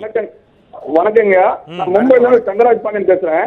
ஹலோ, சொல்லுங்க. ஹலோ, வணக்கம், மும்பைல இருந்து தங்கராஜ் பாண்டியன் பேசுறேன் சார். சொல்லுங்க. வணக்கம் தங்கராஜ் பாண்டியன், இணைப்புக்கு வந்துட்டீங்க. உங்க கேள்வி. சொல்லுங்க. அதாவது தமிழ்நாட்டுல வந்துட்டு தொடர்ந்து தமிழ்நாட்டுல தென்பகுதியில, ஹலோ சொல்லுங்க, சொல்லுங்க, கேட்கறோம், நல்லா கேட்கறேன், சொல்லுங்க. மும்பைல தங்கராஜ் பேசுறேன் சார். ஹலோ, தமிழ்நாட்டுல வந்து தமிழ்நாட்டுல தொடர்ந்து வந்து நெல்லை மாவட்டத்துல தொடர்ந்து சாதி கலவரம் நடக்குது. அதுக்காக வேண்டி நெல்லை, தூத்துக்குடி மாவட்டம் தொடர்ந்து நடக்கிறது. இதற்கு வந்து திராவிட கழகம் எந்த கட்டமான போராட்டம் நடத்திருக்கிறது? எந்த மாதிரி ஒரு நல்லது. தங்கராஜ் பாண்டியன், மும்பையிலிருந்து தங்கராஜ் பாண்டியன். நெல்லை, தூத்துக்குடி தென் மாவட்டங்களில் நடைபெற்றுக் கொண்டிருக்கக்கூடிய சாதிய கலவரங்களுக்கு நீங்கள் என்ன மாதிரியான போராட்டங்களை, விழிப்புணர்வை மக்கள் மத்தியில் நடக்க வேண்டிய அவசியமே இல்லை. அதுக்கு பதிலாக இப்போ கூட எல்லா தென் மாவட்டங்கள் அத்தனையிலையும் பிரச்சாரம், திராவிட விழிப்புணர்வு மாநாடுன்னு போட்டு சாதிக்கு இடமே இல்லை. அது மட்டுமல்ல, மிகப்பெரிய அளவிற்கு சாதி உணர்வுக்கு இடமே தராதிங்க, அதுக்குரிய வாய்ப்புகளை தடுக்கப்படணும். மக்களுக்கு விழிப்புணர்வு, எல்லா மக்களையும் கூட்டி, எல்லா சாதியினர், எல்லா மதத்தினரையும் கூட்டி அந்த பிரச்சாரத்தை 2000 மாநாடுகள் போடணும். இதுவரையில் 200 போட்டிருக்கோம். அதில் பல பகுதிகள் தென் மாவட்டங்களில் தான் நடந்து கொண்டிருக்கிறது. ஆகவே அதை எதிர்த்து கொண்டிருக்கிறோம். எங்கெங்கே பிரச்சனைகள் வந்தாலும் அதே மாதிரி கௌரவ கொலை அதுங்கிறதுக்கு அந்த இடமே இல்லை என்பதையெல்லாம் கண்டித்து பகிரங்கமாக அங்கே சொல்லி எல்லா இடங்களுக்கும் அந்த பிரச்சாரத்தை திராவிட கழகம் ஒட்டுமொத்தமாக செய்கிறது. நீங்கள் சொல்லுவது எங்களுக்கு புரிகிறது. நிச்சயமாக தேவைப்படுகிற போது எல்லோரையும் இணைத்து அங்கு மிக தீவிரமான முயற்சியை போராட்டம் செய்வோம். மக்களை பக்குவப்படுத்தி கொண்டிருக்கிறோம். சாதி ஒழிப்பு பணி. சமூக வலைத்தள கருத்துக்களுக்கு போகலாம். சமூக வலைத்தளத்தில் ஒரு கருத்து முன்வைக்கப்படுகிறது, அதை பார்த்துட்டு நம்ம திருச்சிக்கு போகலாம். சமூக வலைத்தளத்தில் வைக்கப்பட்டிருக்கக்கூடிய கருத்து, தூத்துக்குடி இளவரசன் ஒரு கேள்வியை கேட்டிருக்கிறார். அண்ணன் சீமான் பற்றி உங்கள் கருத்து, பதில் கூறாமல் நழுவக்கூடாது என்று உரிமையாக வேற கேட்டிருக்கிறார். அவருக்கே அப்போ பதில் கூற வேண்டி நழுவ வேண்டிய விஷயத்தை கேட்குறாருன்னு அர்த்தம். நழுவ வேண்டிய விஷயத்தை கேட்க வேண்டிய அவசியம் இல்லை. எல்லோரையும் போல அவர் எல்லோருக்கும் எனக்கு ஒரு நண்பர், அவ்வளவுதானே தவிர வேற ஒன்றும் இல்லை. நல்லது, நம்ம திருச்சிக்கு போகலாம். திருச்சியிலிருந்து வணக்கம், உங்களுடைய பெயர், கேள்வி. திருச்சி நேயர்கள் விரைவாக இணைப்புக்கு வந்துட்டீங்க. திருச்சியிலிருந்து உங்களுடைய பெயர், கேள்வி.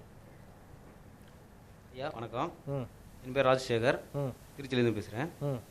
மத்திய அரசு துறையில் பிற்படுத்தப்பட்ட தாழ்த்தப்பட்ட மக்களுக்கு கல்வி வேலைவாய்ப்பில் 27% இடஒதுக்கீடு எந்த நிலையில் உள்ளது, செயல்படுகிறதா? இது கொஞ்சம் பதில் சொல்லுங்கய்யா. அந்த மண்டல் கமிஷன் வந்து பிற்படுத்தப்பட்டவர்களுக்கு 27, அதே மாதிரி தாழ்த்தப்பட்ட சமுதாய மக்களுக்கு 23 என்பது உறுதி செய்யப்பட்ட நேரத்தில் அதுக்கு முன்னால் இல்லாமல் இருந்தது. இப்போ யூனியன் பப்ளிக் சர்வீஸ் கமிஷனில் IAS, IPS, இன்னும் பொதுத்துறை நிறுவனங்கள் இவைகளிலெல்லாம் அது கட்டாயமாக அமுல்படுத்தக்கூடிய அளவிற்கு நிச்சயமாக வருகிறது. அதை தொடர்ந்து விடாமல் செய்யப்பட வேண்டும் என்ற முயற்சியையும் எங்கு பார்த்தாலும் விழிப்புணர்வு ஏராளமாக ஏற்பட்டு கொண்டிருக்கிறது. பிற்படுத்தப்பட்டோர் நல கமிஷன் என்பதையே ஒன்று உருவாக்கப்பட்டு அதை கண்காணித்து கொண்டிருக்கிறது. அண்மையில் ஜாட் சம்பந்தமாக வந்த பிரச்சனைகள் கூட தீர்ப்பு அதை ஒட்டுத்தான் வந்தது. ஆகவே நல்ல பலன் இருக்கிறது. எங்கெங்கு தவறுகள் நடக்கிறதோ அதையெல்லாம் சுட்டி காட்டுவதற்கும் தயாராக இருக்கிறோம். முன்பு இருந்ததை விட முன்பு அதுக்கு இடஒதுக்கீடே இல்லாமல் இருந்தது. இப்போ பெரிய வாய்ப்பு ஏற்பட்டது. நம்ம மற்றும் ஒரு சமூக வலைத்தள கருத்துக்களுக்கு போகலாம், கேள்விக்கு போகலாம். சமூக வலைத்தளத்தில் வித்யா பிரபு வச்சிருக்கிறாங்க, உண்மை, விடுதலை, பெரியார் பிஞ்சு, மாடர்ன் ரேஷனலிஸ்ட் என பல இதழ்கள் வந்தாலும் பெண் உரிமையை வலியுறுத்தும் இயக்கத்தில் மகளிருக்கு என்று தனியாக இதழ் வருமா அப்படின்னு ஒரு கேள்வி வச்சிருக்கிறாங்க. அதோடு இணைந்து இன்னொரு கேள்வியும் கூட இருக்குது. நம்ம அதையும் கூட சேர்த்து பார்த்துட்டிங்கன்னா சரியாக இருக்கும்னு நினைக்கிறேன். அவங்க வச்சிருக்கிற கேள்விங்கிறது, மணியம்மைக்கு பிறகு திராவிடர் கழகத்தில் ஒரு பெண் அதனுடைய தலைமை பொறுப்பிற்கு வர முடியுமா? ஒரு 50 விழுக்காடாவது அங்கே பெண்களுக்கு தலைமை பொறுப்பில் குடிப்பீர்களா அப்படிங்கிற ஒரு கேள்வி வச்சிருக்கிறாங்க. அவர்கள் தெரிந்து கொள்ளணும், திராவிட கழகத்தினுடைய வேற எந்த இயக்கத்திலும் இல்லாத ஒரு புதுமை என்னன்னா, திராவிட கழகத்தினுடைய பொருளாளர், தலைவர், துணைத் தலைவர், பொருளாளர் அடுத்த லெவலில் இருக்கிறவங்க. பொருளாளரே டாக்டர் பிரேதவல் செல்வின்னு ஒரு பெண் தான் வந்திருக்கிறாங்க. ஏற்கனவே நடந்து விட்டது, அதனால் அந்த பிரச்சனையே இல்லை. பெண் உரிமைக்கு நிச்சயமாக இவருடைய யோசனை எடுத்து நாங்கள் தனியே இதழ் நடத்துவோம். உங்கள் யோசனைக்கு நன்றி. மற்றொரு கேள்வி, ஏற்கனவே சொல்லப்பட்ட கேள்வி தான், இருந்தாலும் அதற்கான இதை திருப்பியும் வச்சிருக்கிறாரு அருள் நடேசன் அப்படின்னு. 2 விதமான கேள்வி வச்சிருக்கிறாரு. திராவிடவாதிகளுக்கு ஏன் எப்போதும் ஆங்கில மோகம் அப்படிங்கிற ஒரு கேள்வியும், மதுவை விட, மது மிகப்பெரிய அளவிலே தமிழகத்தை சீரழித்து கொண்டிருக்கிறது, மதுவை விட இப்போ தாலி பிரச்சனை பெரிய பிரச்சனையா அப்படிங்கிற 2 கேள்வி வச்சிருக்கிறாரு. நல்ல கேள்வி. ஏன்னா அந்த போதை இருக்க அது பொழுது முடிஞ்சா தீர்ந்துடும். இந்த மத போதை இருக்க வாழ்நாள் முழுக்க வாட்டி கொண்டிருக்கிறது. ஆகவே அது மிகப்பெரிய பிரச்சனை. இந்த போதை சீக்கிரம் முடியாது, அது பொழுது முடிந்தால் போகக்கூடிய போதை. உங்களுடைய ஆங்கில மோகம் குறித்து, திராவிட மோகம், ஆங்கிலம் உலக அறிவுக்கு ஆங்கிலம் தேவை. அதுக்கு மோகம் என்று பெயர் வைக்க வேண்டிய அவசியம் இல்லை, அறிவின் தேவை என்று பெயர் வைக்க வேண்டும். வசீம் தீன் கட்டடத்துறை ஒரு கேள்வி வச்சிருக்கிறாரு. பெரியாரின் பார்வையில் இஸ்லாம் என்றால் என்ன? பெரியார் இஸ்லாம் மார்க்கத்தை ஏற்றாரான்னு கேட்டிருக்கிறாரு. இன இழிவு ஒழிய மற்ற மதங்களை போக வேண்டும் என்பதை விட இஸ்லாமுக்கு போங்கள் என்று ஒரு காலகட்டத்திலே தந்தை பெரியார் சொன்னார். அதாவது மத மாற்றம் அடைய வேண்டும் என்று ஜாதியால் பாதிக்கப்பட்டவர்கள் நினைத்த நேரத்தில் அது தெளிவாக சொன்னார். எனவே இஸ்லாம் என்றால் அங்கே ஜாதி இல்லை, சமத்துவம் உண்டு, அமைதி உண்டு என்பதற்காக ஒரு கட்டத்திலே சொல்லியிருக்கிறார். ஒரு தொலைபேசி வாயிலாக ஒரு கேள்வி. வணக்கம், இணைப்புக்கு வந்துட்டீங்க, உங்களுடைய பெயர் கேள்வி. வணக்கம் சார், நான் டாக்டர் புண்ணியகோடி வில்லிவாக்கம். டாக்டர் புண்ணியகோடி வில்லிவாக்கம், வணக்கம். ஐயா வீரமணி அவர்களுக்கு மாலை வணக்கம். உங்ககிட்ட என்ன கேள்வி அப்படின்னாக்கா, பெரியாரோட எழுத்துக்கள்லாம் ஒரு பெரிய மறுமலர்ச்சி ஏற்படுத்தி சமுதாய சீர்திருத்தத்தை கொண்டு வந்தது தமிழ்நாட்டுல இல்லாம சவுத் சைட்ல, இந்தியா ஃபுல்லாவே கொண்டு வந்தது. அவருடைய எழுத்துக்களும் அவருடைய எழுத்துக்களை ஏன் நாட்டுடைய திராவிடர் கழகம் மட்டும் சொந்தம் கொண்டாடுது? அதை எதிர்த்து பெரியார் திராவிடர் கழகம் கோர்ட்ல கேஸ் எல்லாம் போட்டு அது நாட்டுடைய பொதுவானது அப்படின்னு சொல்லும்போது அதே திராவிடர் கழகம் டிஃபெண்ட் பண்ணி இருக்கிறாங்க. இது ஒரு பெரிய லெவலுக்கு சமுதாயத்துக்கு ஒரு நாட்டுடைமை எல்லாருக்குமே பொதுவானது அப்படின்னு மாற்றும் போது அவருடைய சிந்தனைகளை எல்லாருக்கும் ஈஸியா போய் சேரும் இல்லையா? நல்லது டாக்டர் புண்ணியகோடி, உங்களுடைய கேள்விகளுக்கு புரிந்து கொள்ள முடியும். புண்ணியகோடி அவர்களே, உங்கள் கேள்வியை புரிந்து கொண்டு பதில் சொல்லுகிறேன். அதாவது பெரியாருடைய எழுத்துக்கள் என்பது புரட்சிகரமான எழுத்துக்கள். அவைகளிலே ஒரு சிறு வார்த்தையை மாற்றினால் கூட அது வேறு விதமாக அர்த்தம் கொடுக்கக்கூடிய அளவிற்கு இருக்கும். சில காலகட்டத்தில் முன்னாலே சொன்ன கருத்துகளுக்கு பின்னாலே மாறுபட்ட ஒரு சூழ்நிலையும் வந்திருக்கும். எனவே அவைகளை காலத்தை மாற்றி போடுவதோ அல்லது கருத்தை மாற்றி போடுவதோ பிறரால் நிகழ்ந்து அது பல ஜாதக கதைகள் பின்னால் வந்ததைப் போல, புத்தருக்கு ஏற்பட்டதைப் போல மற்றது ஆகக்கூடாது என்பதற்காக எங்கள் கட்டுப்பாட்டில் அது வெளியிட வேண்டும். அது மீறி வெளியிடக்கூடியவர்கள் எங்களிடம் அனுமதி கேட்டு நாங்கள் ஒப்புக்கொண்ட பிற்பாடு வர வேண்டும் என்பதுதான் இதுவரையிலே சென்றிருக்குமே தவிர, இதுவரையில் நாங்கள் விடாமல் அதை தொடர்ந்து பிரச்சாரம் செய்து கொண்டிருக்கிறோம். எளிய முறையிலே புத்தகங்கள் போட்டு கொண்டிருக்கிறோம். பெரியாருடைய கருத்தை நாட்டுடைமை ஆக்கினால் என்னாகும் என்றால், அரசு அதை வெளிப்படுத்தாமலே அரசு உடைமை என்று சொல்லி வெளியாகாமலேயே உள்ளே வைத்து விடுவார்கள். சில நேரங்களிலே நூலகத்தையே பராமரிப்பு இல்லாமல் போடுகிறார்கள் என்று சொல்லுகிற நேரத்தில் அதே கதி பெரியாருக்கு எளிதில் வந்துவிடும் நாட்டுடைமையானால். எனவே எச்சரிக்கையோடு இருக்க வேண்டிய அவசியம் பல பாடங்களில் நாங்கள் கற்றுக்கொண்ட ஒன்று. எனவே மக்களுக்கு அது போய் சேர வேண்டும். மற்றும் ஒரு தொலைபேசி வாயிலாக ஒரு நேயர் இணைப்பில் இருக்கிறார். வணக்கம், பெயர் கேள்வி. ஹலோ, வணக்கம், இணைப்புக்கு வந்துட்டீங்க, உங்களுடைய பெயர் கேள்வி.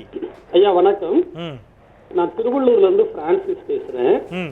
ஐயா இவங்க நம்ம வீரமணி ஐயாவுக்கு என்னுடைய வாழ்த்துக்கள். ஏன்னா இப்படிப்பட்ட தலைவர்கள் இருப்பதனால தான் கொஞ்சமாகிலும் தமிழகத்துல இந்தியாவுல சுயமரியாதைகள் இருக்கிறது.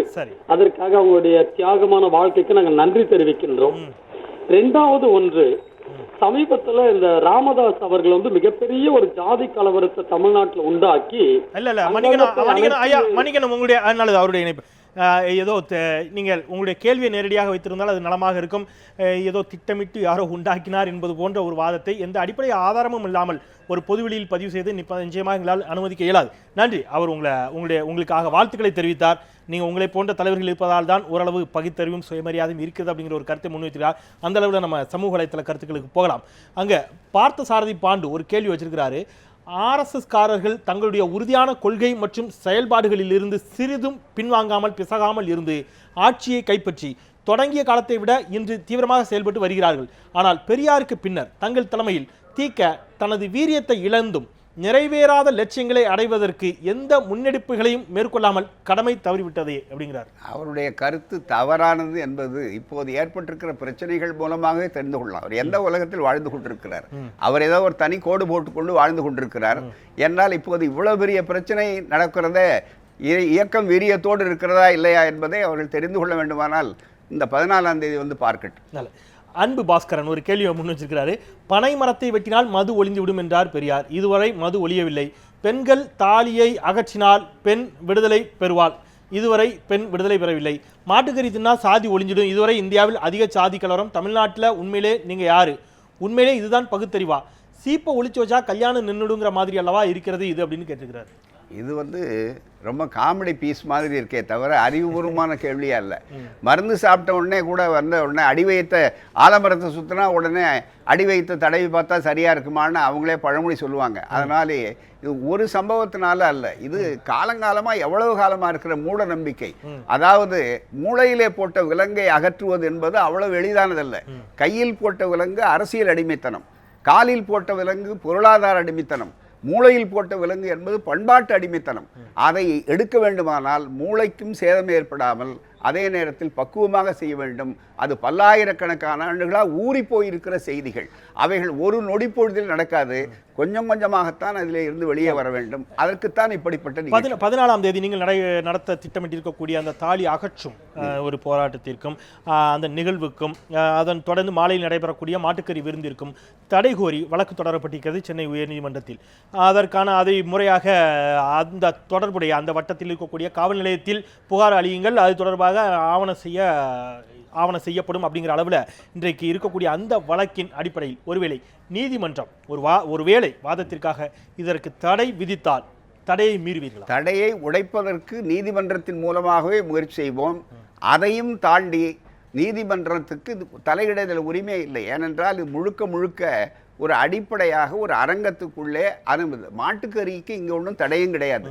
தாலி அகற்றிக் கொள்வது என்பது இருக்கிறதே சட்டபூர்வமாக ஒப்புக்கொள்ளப்பட்டது.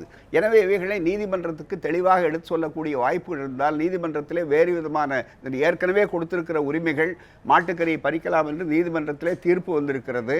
அதே மாதிரி பேச்சுரிமை கருத்துரிமையும் பறிக்கக்கூடாது என்ற தீர்ப்பும் வந்திருக்கிறது. எல்லாமே இந்த மாதத்தில் வந்திருக்கிறது. எனவே நீதிமன்றம் அவர்கள் செல்லட்டும். ஆனால் அதையும் தாண்டி மக்களுடைய நீதிமன்றம் எங்களுக்கு தெளிவாக இருக்கிறது. அப்படி வந்தால் சிறைச்சாலைக்கு போவதற்கோ அல்லது இந்த போராட்டத்தின் மூலம் விழிப்புணர்வு ஏற்படுத்துவதற்கோ நாங்கள் பின்வாங்க மாட்டோம். மற்றும் ஒரு சமூக வலைத்தள கேள்வி கிவி மணிகண்டன். தஞ்சையில் உள்ள ஒரு கல்லூரியில் உங்கள் இயக்கத்தினுடைய பத்திரிகையான விடுதலையை அதை எல்லா மாணவர்களுக்கும் கட்டாயமாக தபால் மூலமாக அனுப்புகிறார்கள். அதற்கு பணமும் கல்லூரியில் கட்டாயமாக வசூலிக்கிறார்கள். வேண்டாம் என்று சொன்னாலும் கேட்காமல் அனுப்புகிறார்கள். மாணவர்களுக்கு பிடிக்காத ஒரு விஷயத்தை திணிக்கக்கூடிய இந்த முயற்சி, இதை பற்றி உங்களுக்கு தெரியுமா? உங்கள் கவனத்திற்கு இது வந்திருக்கிறதா அப்படின்னு கேட்கிறார்.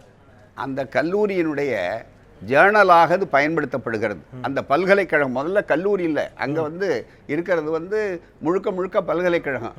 அதனுடைய அஃபிஷியல் ஜேர்னலாகவே பல்வேறு செய்திகள், வேறு எதிலும் வராத செய்திகள் கல்லூரியை பற்றி பல்கலைக்கழகங்களை பற்றி அதில் வருகிறது.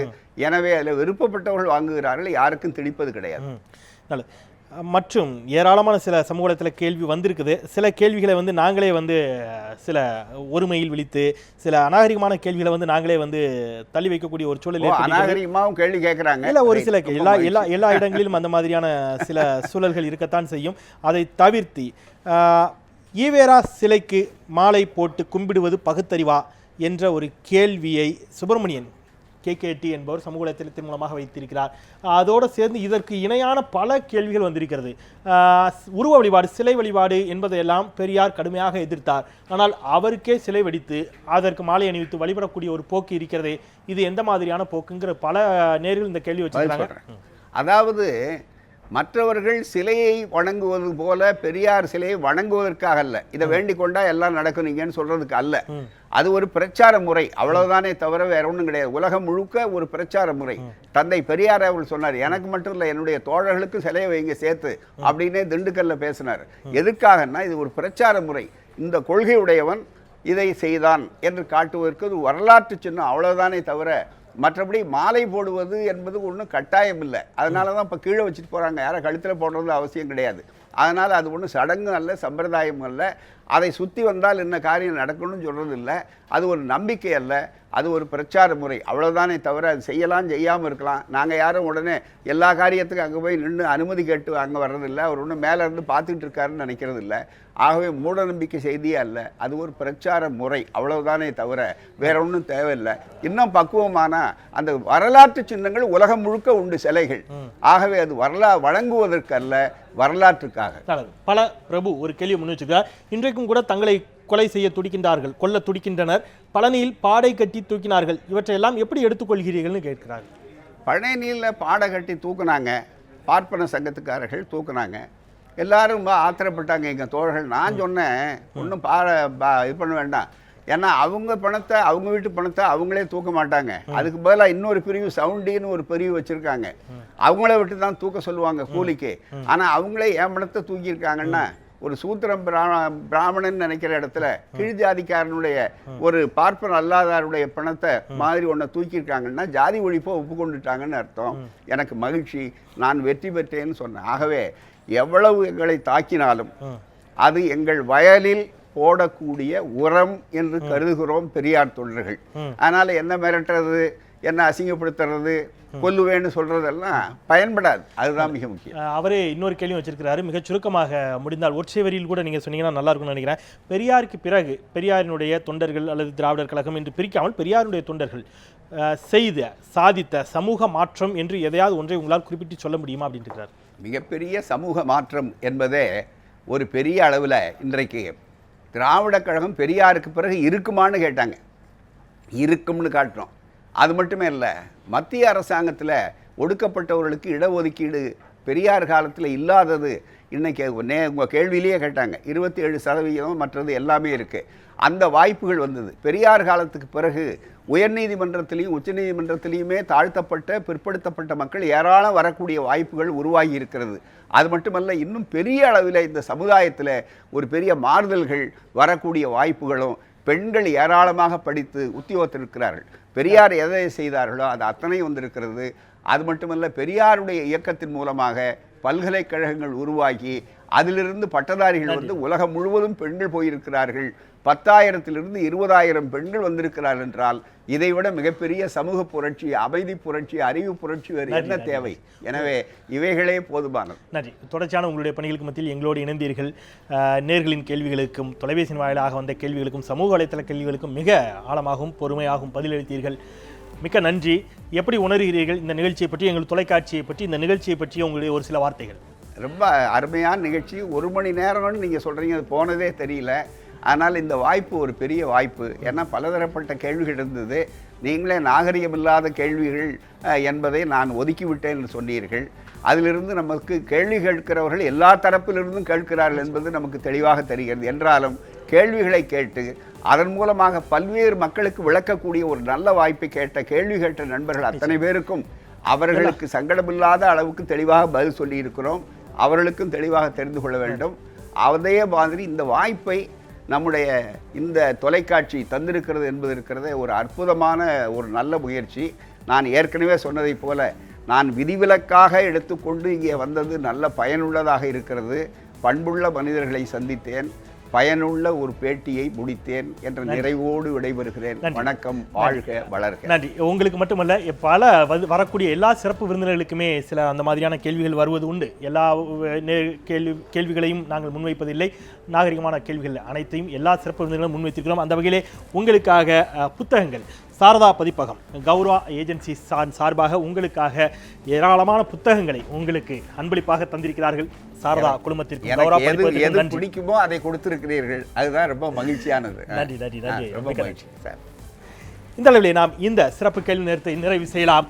மறந்து கொண்டே இருப்பது மக்களின் இயல்பு, அதை நினைவுபடுத்திக் கொண்டே இருப்பது எனது கடமை. அந்த வகையிலே மீண்டும் மற்றும் சில மக்கள் சமூகம் சார்ந்த பிரச்சனைகளோடு கேள்வி நேரத்தில் உங்களை சந்திக்கின்றேன். இந்த நிகழ்ச்சியை இந்த அளவிலே நிறைவு செய்கின்றேன். நான் செந்தில். நன்றி.